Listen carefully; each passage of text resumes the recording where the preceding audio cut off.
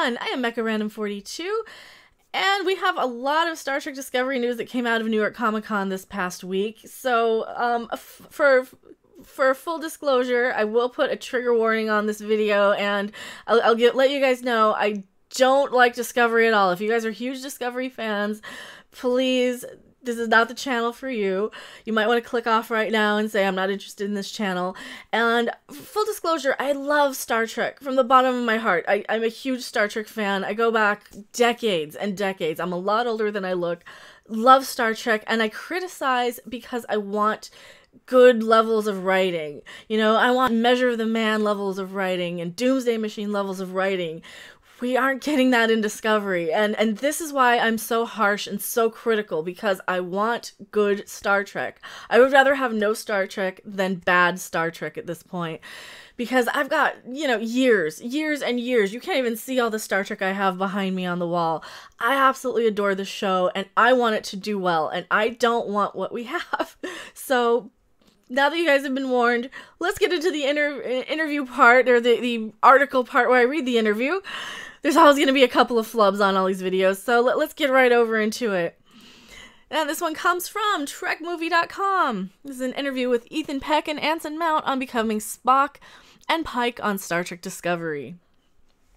This is by Laurie Ulster. It was released yesterday. After the Star Trek Discovery panel at New York Comic Con, Trek Movie had a chance to talk with the cast and executive producers at a roundtable, interviews in the press room where they elaborated on some of what they'd said in the panel about the character arcs for both new and returning characters and stories coming in Season 2. We'll be rolling out more of them throughout the week, but we'll start with the show's lead. Ethan Peck and Anson... Oh, these guys are replacing...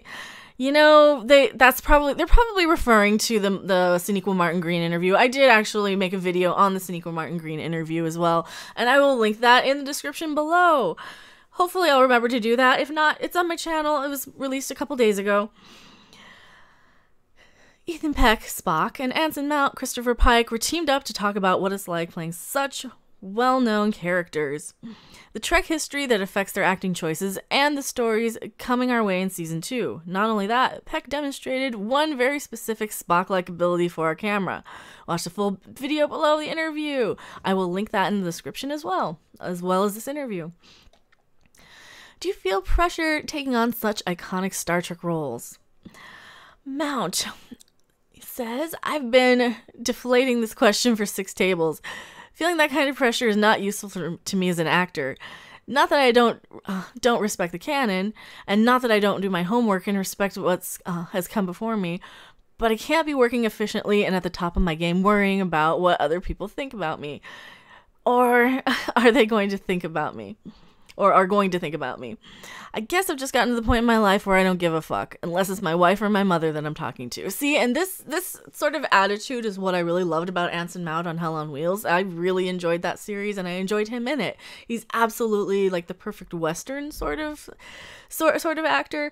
My worry is, from the trailer that we've seen for Star Trek Discovery, he seems so jovial and Kirk-esque. You know, he seems like he's a bit of a shit. And I worry bringing that into Star Trek Discovery, to be honest. Peck says, I admire you, Captain. Yeah, to me, it seemed like it was an impossible task. But I've been chosen to do it. And the night before I found out, I was like, should I do this? Like, this could change my life in ways that's irrevocable. And that's very scary, too, on a personal level. And as an actor, I've never had more responsibility, never been more challenged, but I've been chosen for a reason, and you gotta start someplace.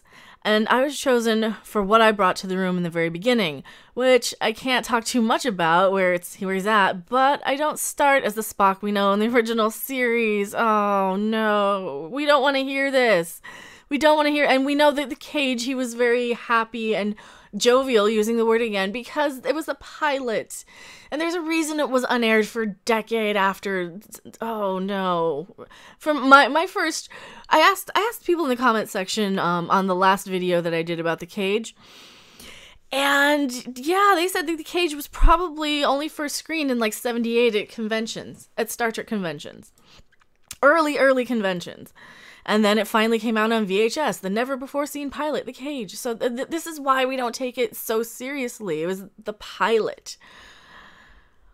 And in no way could I ever try and imitate Nimoy because of what they created on that series was so special. And we will honor that all the way through. Oh no, I hope they do. Please don't fuck it up. What scene was the very first scene you each filmed? Peck says, the one you see in the trailer where I'm laying down. That was my first shot of Spock. They really eased me into Spock, unconscious Spock. I can handle that. Well, you know, they could have had anybody there. They could have had your stand-in. Mount, mine was like a 3-page soliloquy. Well, Anson Mount can probably handle it. Ethan, can you raise your eyebrow? Of course, both. Oh, don't tell me he was only chosen for this because he could do the eyebrow lift. Oh, please, don't tell me that's the only reason. Did the Cage inform your performances as Pike and Spock? Mount says, not as much as the menagerie. Well, God. Okay, not as much as the menagerie. That's good. Okay, well, I will let you guys tell me why I just laughed in the comment section below. The sacrifices that Spock makes, his willingness to put everything on the line to do something for Pike, that definitely informs the relationship.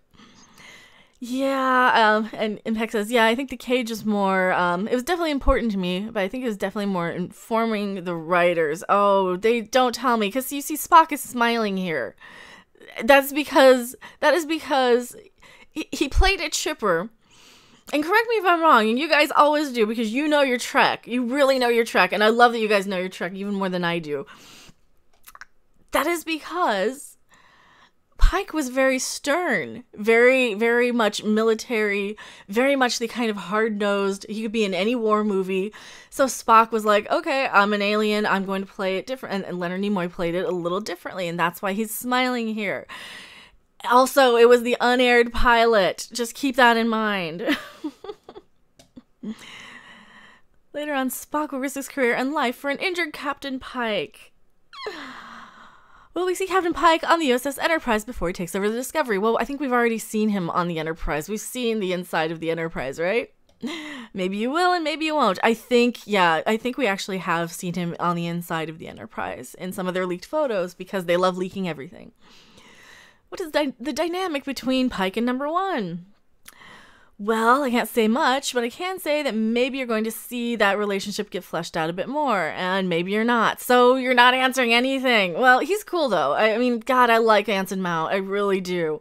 I don't know anything about Ethan Peck, other than he's Gregory Peck's grandson, so I know nothing about Ethan Peck. What is Pike's relationship like with Saru?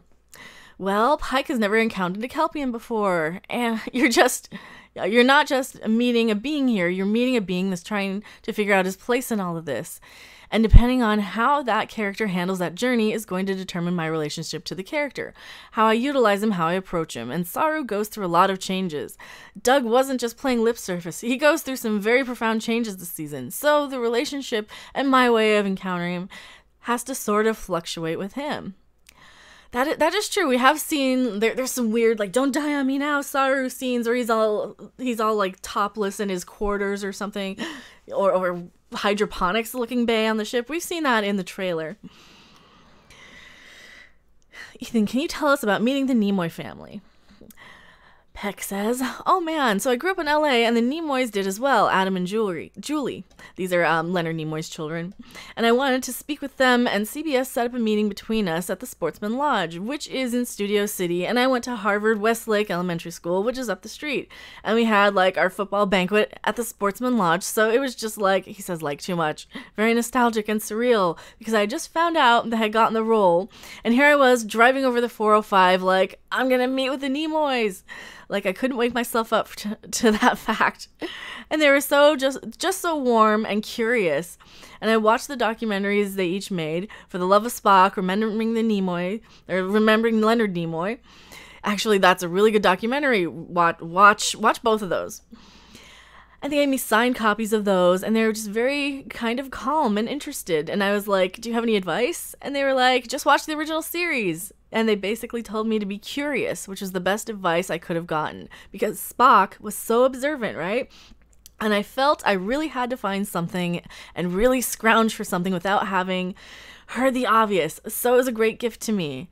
And they made me feel worthy. That's actually the best advice they could give. And, you know, I do love that they are very welcoming of the new people, because you don't want the infighting. This is exactly why we don't fight with other YouTubers in our whole fandom menace sort of community that we have, because we all have the same common viewers. And this, at least, you know, the Nimoys, and of course Terry Farrell married Adam Nimoy recently, so she is part of the family in more ways than one, in more ways than just being Jadzia Dax, of course.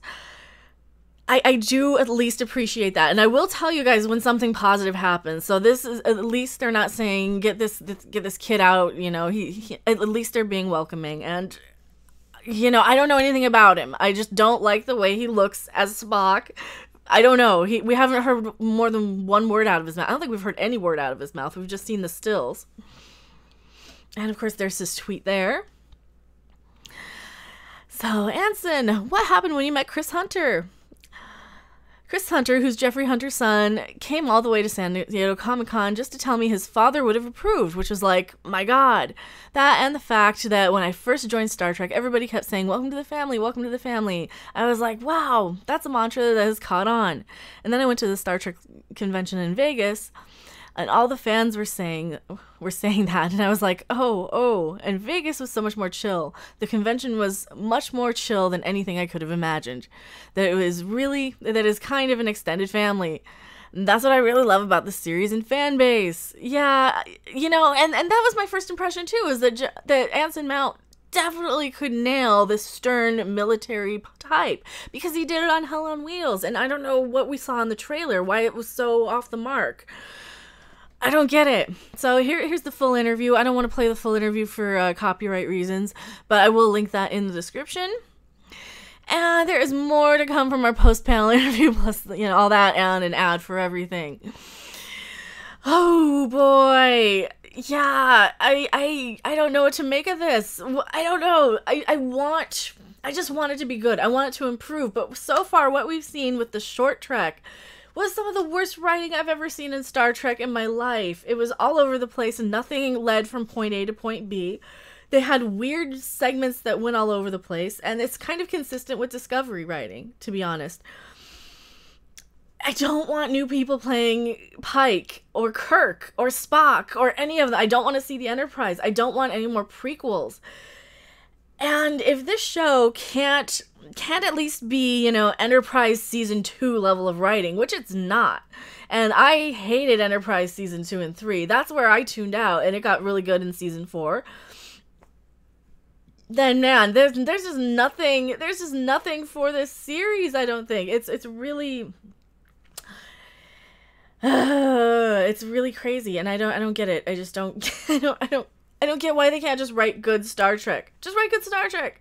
It's not, I guess it's super hard. I guess if anybody could be a Star Trek writer, we'd have good Star Trek 24/7 and new series all the time. It would be the biggest franchise in history, which is a huge franchise. Don't get me wrong. My thought on Star Trek, though, is it has always been a very niche market. It's for very intelligent people, well thought out criticisms. It's for some of your hardcore geeks. It is for people who tend to have very high IQs, and it seems to me that since the geek culture has been pushed into the mainstream, it seems like everything in the geek culture has been kind of brought down to appeal to pretty much everyone, even though Star Trek never was for everyone.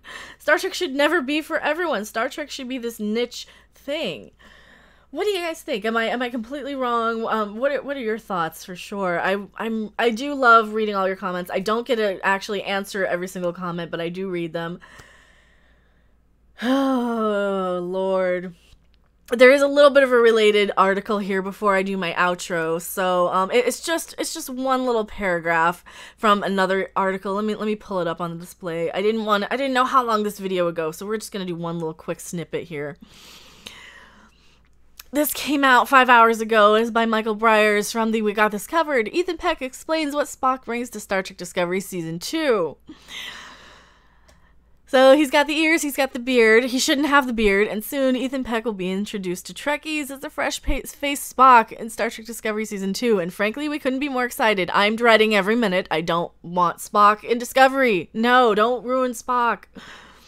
The world-famous Vulcan is the kind of character who transcends Star Trek to become something else entirely. A legend, and during his appearance at New York Comic-Con, Peck touched base with the lengthy audition process and what it was like when inspiration from the late great Leonard Nimoy, the real legend, yes, the real legend Nimoy is. The Spock of the original series is sort of the light at the end of the tunnel, so we have to start Spock in a place where he is becoming who we see on Enterprise with Kirk. No, we don't. No, he's not that much older. He's a Vulcan. They live a long time.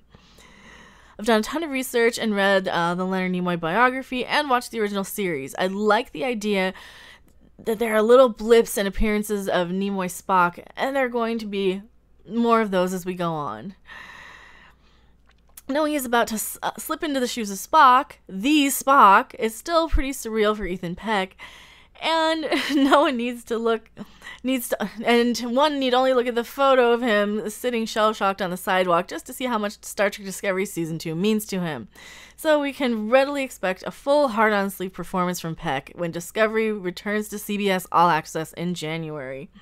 Asked about the lengthy audition process, here's what the actor told the New York Comic-Con crowd.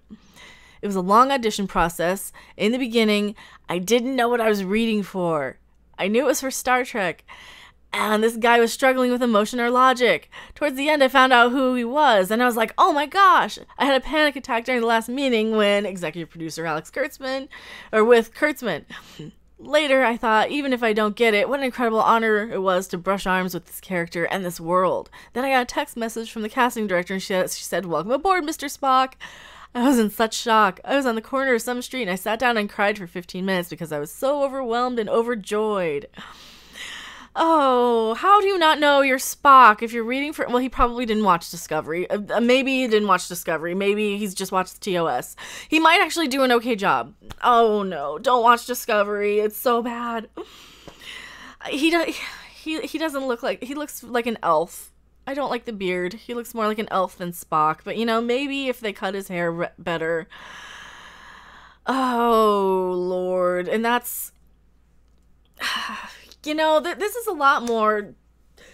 I'm feeling a little better now that I know he actually watched TOS and really did his research.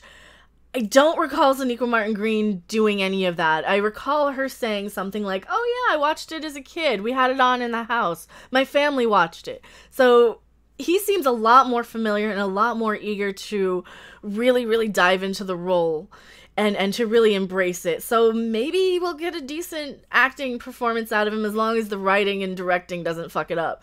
And we've had like one good director on the show so far from season 1, and that was Jonathan Frakes. Everybody knows that was my favorite episode for sure that he directed from the Mirror Universe, which, that's still saying... That's saying something for, my favorite episode of a show I have such disdain for, right?